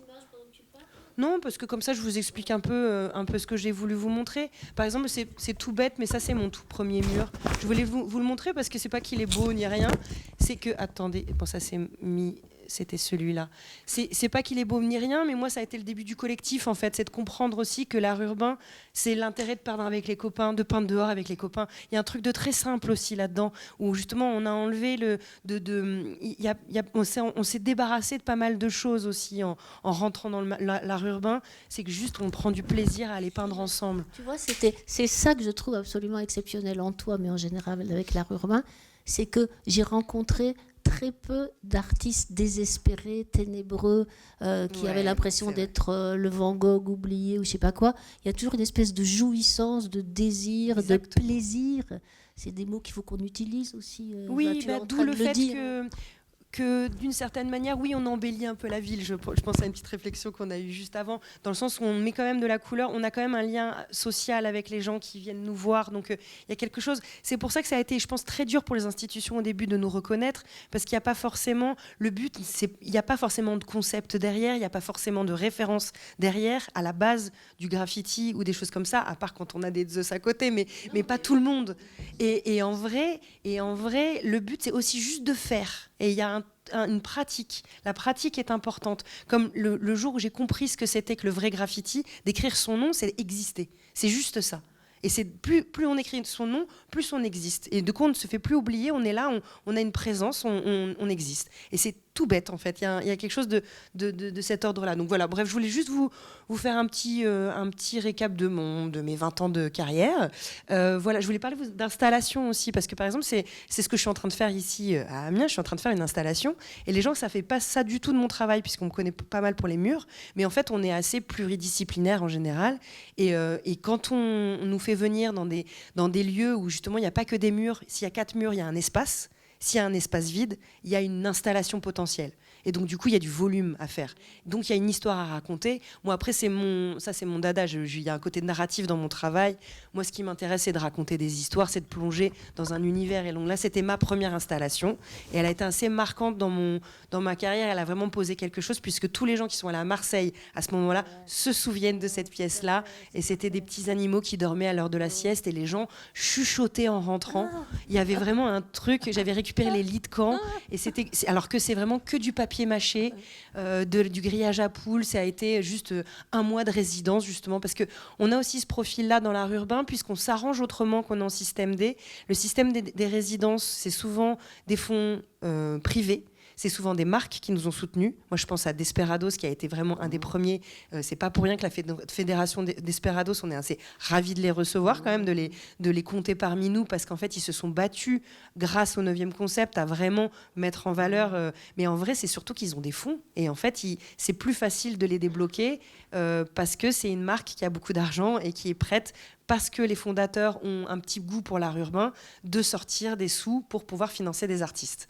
Il y a un truc de... Nous, on est allés là où c'était facile, en fait, aussi. On est allés chercher, avec difficulté et avec labeur, mais en vrai, c'est là qu'on ne s'est pas embarrassé de plein de choses, et on a été très d'accord de travailler avec des marques d'alcool en se disant, on s'en fout, nous, tant qu'on a du travail, qu'on a un lieu, qu'on a de l'argent pour faire ce qu'on a envie de faire, le reste...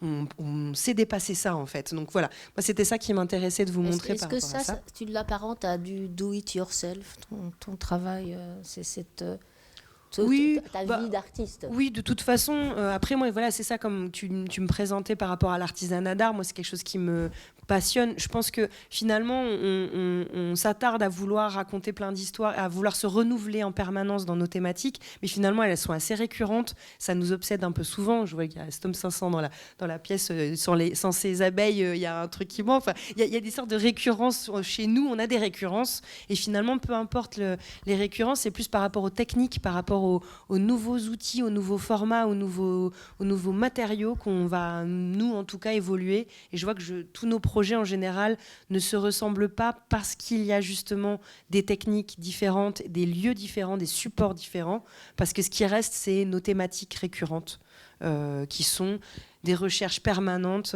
C'est Annette Messager qui a dit ça dernièrement, ça m'a un peu marqué, enfin pas dernièrement, mais j'ai lu dernièrement qu'elle avait dit ça, qu'en fait un artiste, c'est ouvrir une blessure, c'est tout le temps aller rouvrir la même blessure. Et en fait, il y a un truc comme ça qui... Et finalement, on est tous des artistes, et peu importe dans quel milieu, mais voilà, moi j'ai mis un pied... Surtout, on m'a ouvert la porte, parce qu'on parlait de porte ouverte. Très clairement, sortie d'art appliqué, j'étais amenée à être illustratrice, ça m'a pas plu ce milieu, le milieu de l'édition est en train de mourir, il y avait quelque chose qui m'allait pas, et là, il y a des grands gaillards du 9e concept qui m'ont dit passe à l'atelier, nous on fait ça toute la journée, on peint, tu veux un mur, viens avec nous. Enfin, vraiment, la porte ouverte, je l'ai vraiment ressenti dans le milieu de l'art urbain. C'est pour ça que je me sens chez moi aussi, alors que pour le coup, moi je fais pas partie de cette génération de graffeurs, de vandales et tout ça. J'ai une petite éducation bourgeoise, une des écoles d'art. Enfin, il y a aussi quelque chose de l'ordre de la revendication qui est ailleurs aussi. C'est surtout qu'on m'a ouvert la porte, en fait. Voilà. C'est vraiment deux tables rondes sous le signe de la porte. La porte. La porte. Mais est-ce que Yann Collignon est encore là? Non, parce qu'il a un projet avec les portes. Il faudrait qu'on travaille avec ces portes. Voilà, donc ça c'était les installs. Et après, voilà, je voulais vite fait vous montrer toutes les techniques possibles. Là, c'est du papier découpé. Là, c'est de la gravure. Là, c'est de la céramique. Là, c'est du tissu. Et pour vous dire que... Ah oui, de l'animation, parce que je viens de l'animation et je me suis dit pourquoi pas animer les murs. Donc, ça m'est déjà arrivé. On avait un festival, on était avec un copain, on était deux. On avait 3 jours pour peindre un mini mur. Donc, à un moment donné, on allait s'ennuyer. Je me suis dit, tiens, je vais faire une animation. Et du coup, j'ai dû peindre donc une douzaine de renards pour en arriver à ce que le renard avance sur les 3 jours. Voilà, on s'amuse en fait. Il y a un truc comme ça qui était... Ça, c'est intéressant parce que c'est notre rencontre. C'est au moment où on commence à rentrer dans les institutions, c'est qu'on a eu un prix. C'est une œuvre, un immeuble, on était 5 étages.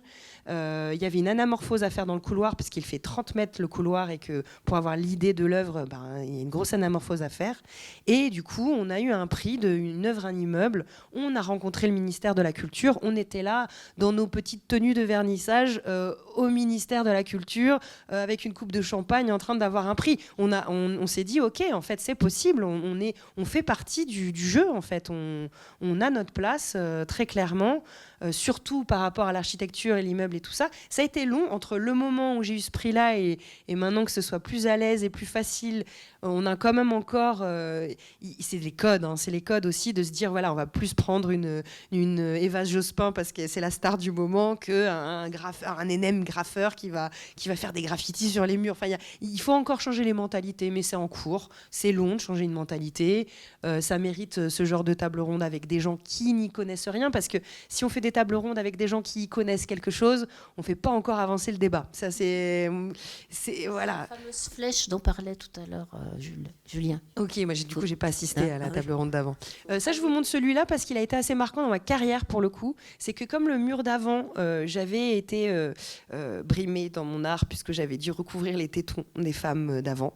Et c'est la première fois que j'ai été censurée. Et en fait, d'ailleurs, c'était une censure assez étrange puisque le Bouygues, c'était le commanditaire, adoré, mais avait peur que les familles qui venaient soient choquées. Et j'ai trouvé ça gênant parce que les architectes ont pris ma défense, ont parlé d'histoire de l'art, vraiment tout le monde m'a défendu, et même le client, mais moi j'adore, mais par peur du consensus, m'ont demandé de poncer les tétons, parce que très clairement il a fallu que je les ponce, parce que c'était une couche de peinture. Et j'ai adoré, enfin moi c'est pour la petite anecdote, parce que c'est un peu marrant quand même, j'ai facturé le ponçage de tétons. Et je l'ai écrit comme ça. Et j'attendais que la maison des artistes m'appelle. Je voulais qu'ils m'appellent, parce qu'à l'époque, on leur envoyait les factures, et il fallait qu'on en leur voie 5 qui avaient un peu du sens dans notre pratique artistique. Et je voulais qu'ils m'appellent, qu'ils me disent « C'est quoi cette facture de ponçage de tétons ?» Et je voulais leur raconter. Enfin bref, en tout cas, ça a amené les organisateurs de cet événement d'avant, ça les a amenés à m'inviter à la Belle Valette, qui a un festival sur le château. Ça aussi intéressant. Le château, ça a été très controversé. Peindre un château, justement, quand je vois que Zeus, il arrive à juste mettre en valeur sans abîmer, de recouvrir de peinture un château, ça a été très compliqué pour beaucoup de gens de ne pas le voir comme justement du vandalisme. C'est très dur. Bon bref, en tout cas, moi, il m'avait laissé ce petit pan de mur et ça m'avait permis de faire une sorte de nouveau drapeau de la France avec mes valeurs à moi, en fait. Donc c'était lutte, mérite et pouvoir, pour voir que ce que j'étais en train de voir, de ce qui était en train de se mettre en place et de ma manière de le faire. Et moi, ça a été très marquant pour moi parce que très clairement, il y a énormément de violence dans cette image alors que ça ne se voit pas du tout. Enfin, vraiment, c'est là que je me suis rendu compte que j'allais arrêter de vouloir chercher à faire autre chose. Je ne peux pas m'empêcher que ce soit à un moment donné réconfortant, doux. Je n'y arrive pas. Là, très clairement, il y a des loups qui sont en train de poignarder, d'étrangler les femmes. On dirait qu'elles lui savonnent le dos. Enfin, c'est vraiment une catastrophe. C'est ça que je me suis dit, j'arrête de vouloir cette violence en moi. Moi, il y avait du Cléon Peterson dans ma tête et en fait, absolument pas. Donc voilà, j'abandonne cette idée. Mais du coup, on a un travail, nous, en tant qu'artistes, de réconfort, justement. Là, c'est le premier, c'est mon mur, le mur un peu marquant. C'est vrai que il faut qu'il fasse attention, le mur, parce que comme il a une tellement belle réputation que du coup, c'est tellement cool de faire le mur, mais il faut, voilà, les murs, ça se travaille. Il faut vraiment, les villes qui ont leur mur, c'est important, voilà, de bien recevoir les artistes, que le mur soit beau, parce qu'il y a un truc, il y a une telle visibilité que nous, c'est important. On va tout de suite dire oui, mais il y a toujours cette condition. On a des fois accepté des conditions pas top en tant qu'artiste urbain. J'imagine contemporain aussi. Hein, donc c'est là que je mets pas les artistes dans deux cases différentes là-dessus, surtout sur les salaires et les systèmes d'accueil. Voilà. Là, c'était une vidéo parce que j'ai basculé à la paille à un moment donné. Et du coup, c'est une vidéo où on me voit un peu faire. Bon, là, c'est mon atelier, mais après, ça va basculer à... C'est un artisanat, donc du coup, très ancien. Assez mal vu, d'ailleurs. J'ai l'impression que j'aime bien les choses un peu mal vues, puisque c'était la marqueterie de paille qui était faite par généralement les prisonniers et les bonnes sœurs. Donc du coup, c'était assez mal vu par les autres marketeurs de bois, de nacre, de choses comme ça. C'était pas vraiment le... Donc du coup, c'est ça qui m'a intéressée, juste parce que ça brille et parce que c'est pas cher. Et c'est juste du temps. Et en fait, le temps, c'est ce qu'on a, nous, principalement. On a dévoué notre vie à la création et c'est ces heures qu'on a passées à faire qui font la différence. Je vais pas vous montrer tout le film parce qu'il est un peu long. Il est très bien fait, mais il est un peu long. Pour vous voir montrer les résultats, donc du coup 2 marqueteries de paille, donc c'est toute ma progression du début jusqu'à ces derniers temps. Voilà, là je passe encore à autre chose. Ce que j'avais voulu vous montrer, c'était à quel point dedans, dehors, c'était pareil, que de pouvoir peindre un mur sur un travail. J'avais vraiment envie de travailler sur Herculea, la version féminine de Hercule, parce que nous, les 12 travaux, on sait les faire en même temps. Mais ça, c'était mon petit côté féministe qui est ressorti. Voilà, merci pour les applaudissements. C'était pour vous dire que les techniques, elles changent. Moi, par exemple, je maîtrise la linogravure, plusieurs couleurs. J'avais envie de le faire en lino, puis j'avais envie de le faire sur le mur. Et voilà, on ne s'embarrasse pas. On ne s'embarrasse pas des artisans, tous les artisanat que nous avons à disposition. Voilà, il y a un mur dehors, mais j'avais envie de le refaire en atelier. D'ailleurs, il était chez vous à Toulouse, celui-là. Donc, du coup, de revenir avec de la marqueterie de paille par-dessus un tableau. Donc, c'est à chaque fois, il y a une linogravure, il y a une gravure où il y a une œuvre, et il y a un mur. Là, il y a une marqueterie de paille et il y a une gravure. En gros, mes thématiques, elles sont tout le temps là. Moi, c'est par la technique que je m'amuse à essayer d'évoluer différemment. Là, c'était juste parce que c'est aussi un événement marquant dernièrement. C'est mon plus grand mur. J'en suis très, très fière, de 25 mètres de haut. Et pareil, ça aussi, c'est l'occasion d'aborder le sujet de la femme dans le milieu de l'art urbain, dans les trucs un peu techniques et tout ça. C'est vrai que c'est demandant, en fait. C'est très demandant comme métier, par contre, l'art urbain, physiquement. Et du coup, forcément, c'est pas une histoire de femme ou d'homme, mais c'est vrai que c'est quand même une question de physique. En fait, il y a quand même un besoin d'être en bonne forme physique. Et ça, c'est important. Hommes qui parfois ont mal dans le dos. Voilà, donc du coup, c'était une manière aussi de ne pas oublier de parler de ça, parce que je pense qu'il y a un truc comme ça, et ça revient au danger aussi du graffiti, de courir vite, de monter haut. Il y avait quelque chose, et c'est vrai que les nanas, vraiment les nanas du graffiti, c'est des warriors, c'est vraiment il y a un truc qui pareil aussi, une sorte de rapidité, d'efficacité, parce qu'il y a le danger, parce qu'on peut être rattrapé ou des choses comme ça. Et du coup, je me demandais si c'était pas une petite explication de ce déséquilibre homme-femme dans ce milieu. Après, c'est un milieu aussi qui est en train de changer, mais qui a été très aussi légèrement viril, en fait. Il y avait quand même quelque chose comme ça. Moi, j'ai appris à devenir viril d'une certaine manière entre ma vingtaine gentille, un peu timide, et les moments où j'ai fait non, tu vas pas me voler ma peinture, c'est la mienne, c'est moi qui ai décidé de la prendre. Enfin, il y a un moment où il y a une sorte de confiance, de besoin de devoir avoir des épaules un peu plus importantes pour pouvoir ne pas se laisser faire. Mais c'est aussi un super cadeau pour pouvoir avancer aussi dans cette vie-là, pour demander des salaires plus importants, pour déséquilibrer ces déséquilibres, en fait. C'est voilà, une petite aparté sur ce... Ah oui, voilà, Amiens. J'étais à Amiens l'année dernière. J'ai fait des magnifiques éventails. J'ai fait une recherche sur le bleu d'Amiens à la base. Je voulais travailler sur le motif. J'avais très envie de travailler avec le velours, mais on m'a fermé la porte pour le coup. Là, on m'a fermé la porte parce que... Ah, intéressant. Pourquoi la porte était fermée ? En tout cas, ce qui est intéressant, elle a été ouverte à l'art contemporain haut level. C'est-à-dire qu'elle était ouverte pour des Claire Tabouret, mais une petite artiste urbaine, contemporaine, qui a un budget de la ville pour faire une résidence, non, ça, on ne lui a pas ouvert la porte. Donc voilà. Pour la galerie Perrotin. Voilà. Donc du coup, il y avait de l'argent privé dans l'histoire. En fait, c'est qu'à un moment donné, l'argent privé dans l'histoire change la donne. Et c'est vrai que c'est pour ça, quand je vois que les fondations privées peuvent nous faire avancer, en fait. Il y a un moment donné, donc les institutions, quand elles sont publiques, ça veut dire que c'est l'argent de l'État, c'est comment on gère cet argent-là. Il y a pas qu'une seule personne qui choisit. C'est vrai que nous, on a fonctionné au début dans le privé parce que justement, c'est une personne qui choisit, et cette personne-là, c'est parce qu'elle aime bien, et elle va y aller au coup de cœur, à la passion, et elle va le sortir, cet argent-là, pour qu'on puisse faire nos trucs. Aujourd'hui, les institutions se sont rendues compte qu'ils avaient besoin de nous aussi, et là c'est pour ça que je suis venue d'ailleurs l'année dernière.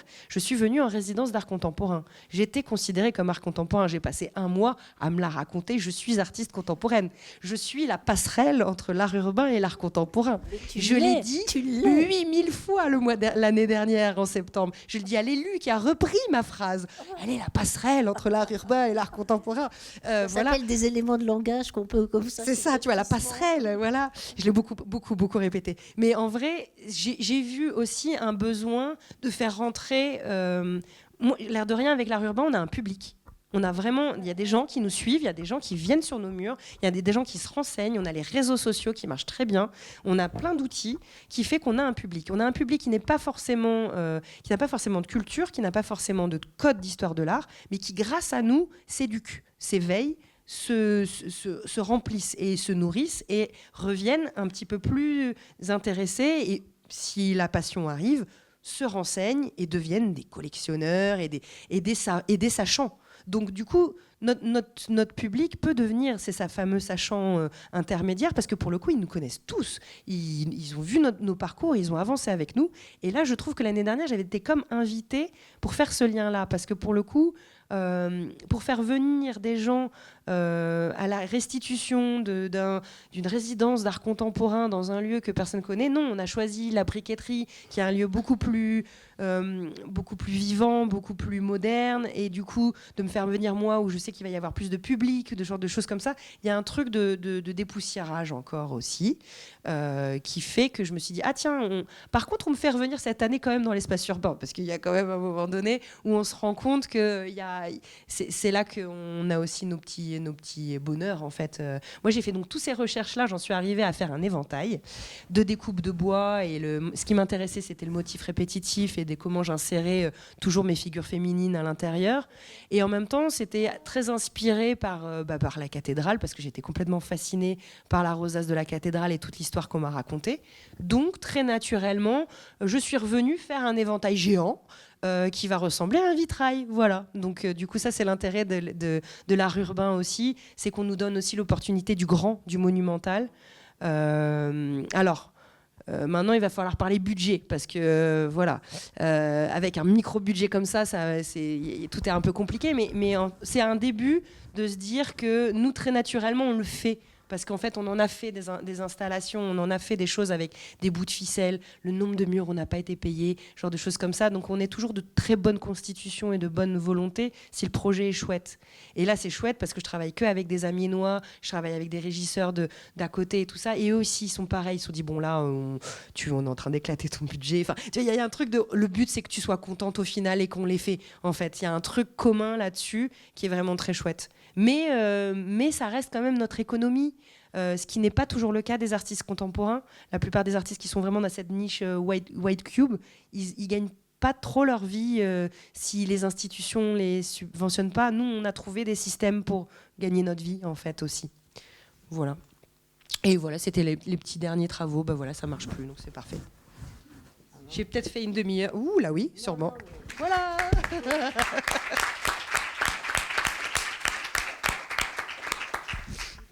Vous êtes formidable. Ah non, mais vraiment. Quand je pense que tout à l'heure, tu disais on n'a pas les paroles, on ne sait pas. Mais vous êtes au contraire. C'est les mots non, précis. Mais même les mots précis. En fait, mais non, mais moi, je mets toujours le mot à côté. Le diplomate, on n'est pas des diplomates. Mais voilà, mais au contraire, la définition du mot. Il y a une capacité de transmission que vous avez tous les deux de votre travail qui est vraiment très, très performante, je trouve. On comprend bien ton parcours, on comprend bien ce que je disais tout à l'heure. C'est toujours ces lignes de crête, tu t'embarrasses pas, tu fais avec. Et t'es jamais paralysé par je sais pas, une dualité ou quelque chose. T'avances, t'es la plénitude de l'art urbain. J'arrête là. Moi. Oui, c'est moi, oui. Tu es une passerelle.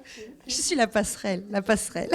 Je sais pas si vous avez des questions, mais on n'a plus le temps. Un pont, un rond, une plénitude, un panier.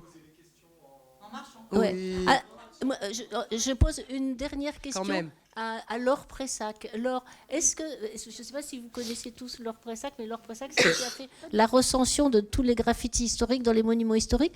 Et je me souviens plus si dans ton catalogue, il y a les graffitis propres d'Aguirre. Ah ben voilà. Ouais. Ah bah d'accord. C'est intéressant parce que juste l'écho entre la création et le patrimonial, quand il y a eu l'exposition au Château de Vincennes, il a plutôt travaillé avec les collègues de l'époque qui étaient côté expo. Et moi j'ai plutôt fait le recensement technique. Une autre expo l'année d'après, 2 ans après à Vincennes, qui était plus la mise en lumière des graffitis.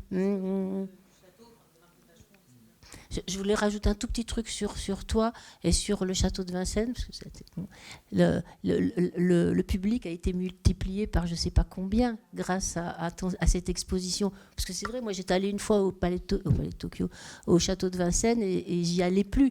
Et là, tous les Parisiens, on y est retourné. Ouais. Donc il y a aussi cette... Je pense que ça va dans les deux sens, et j'ai surtout pleinement profité de... la notoriété de ce château et des foules qui vont le visiter le week-end. Mais c'est vrai qu'il y a eu une très bonne communication autour de cette exposition. Et c'est dommage que l'acquisition n'ait pas eu lieu. Non, m'en parle pas, c'est une plaie ouverte. Sur une bonne note, je dis ça une bonne note parce qu'en fait, je pensais qu'on allait aborder vraiment la question des collections d'État envers des artistes issus d'une pratique qui généralement en fait n'est pas une pratique académique. Aujourd'hui ça a changé, mais beaucoup de street artistes en fait n'étaient pas issus de l'école des beaux-arts. Le MUSEM, par le truchement de la galerie Patricia Dorfman en 2006, Le MUSEM, par le truchement de la galerie Patricia Dorfman, qui a été historiquement, pour mon histoire, ma première galerie, donc la galeriste qui premièrement a pris le risque peut-être d'exposer un artiste qui pratiquait dans la rue.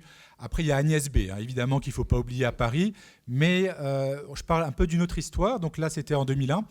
Eh bien, donc en 2001, j'avais fait une première exposition.